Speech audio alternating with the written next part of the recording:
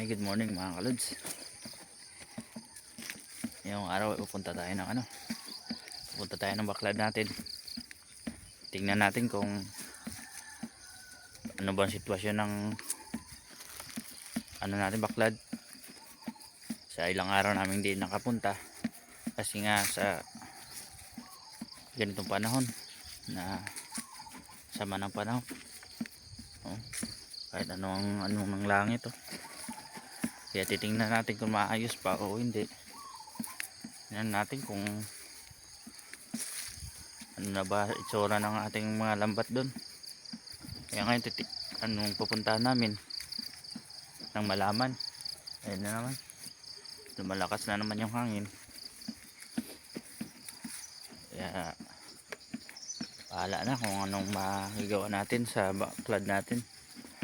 Kung hindi talaga maayos, liligpitin na lang namin, saka makayang dalhin dito, dalhin na lang namin. O kung ano man, o kung kaya man maayos, ayusin na lang.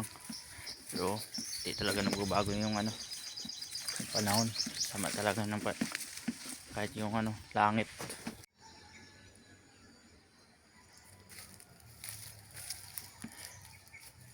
Pa rin ang maitim na ulap.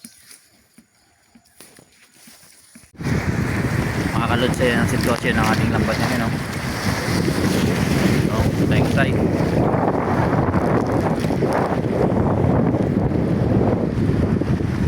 Dahil tayo yung lambat natin. Tingnan namin kung maayos ngayon o hindi. Yan, maraming kawayan yung ng malakas na siguro nadala. Sitwasyon ngayon aming baklad, alon pa rin, sama pa rin ang panahon. Yan, danas ng ating baklad. Gutay mga kalods. Tingnan natin kung maayos pa. Sa palagay ko hindi na talaga, ilalim na ito, wasak na. Kaya titingnan muna natin mga kalods. At yun na nga mga kalods, ito na, tiyanggal na namin yung ibang lambat, dadalhin na lang namin. Ayusin sana namin kaso hindi talaga kaya, kailangan palitan.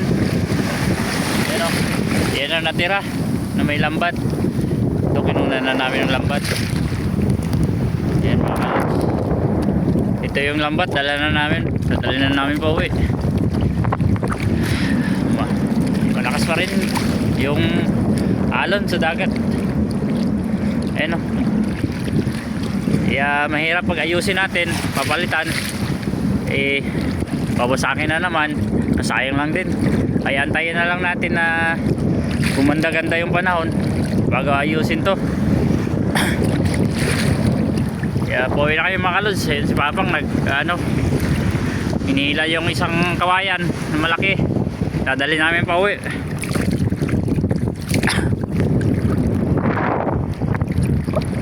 Yan mga kalods, sobrang lamig pa.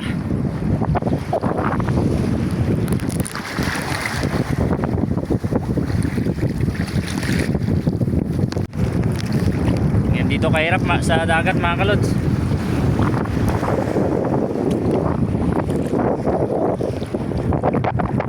Sana gumanda yung panahon, di man bukas sa sunod na araw maayos natin yung ating baklad.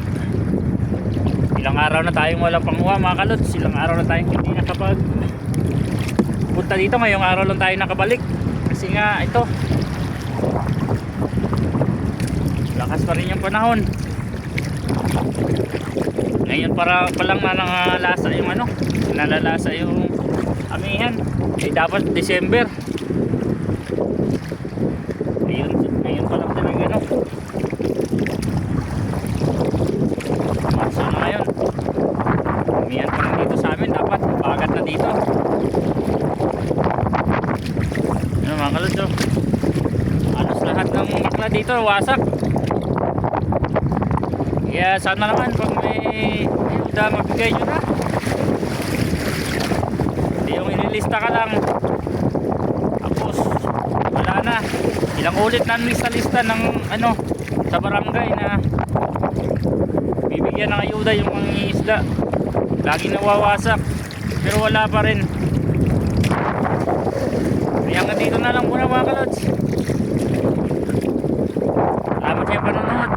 Bye bye. Thank you for watching.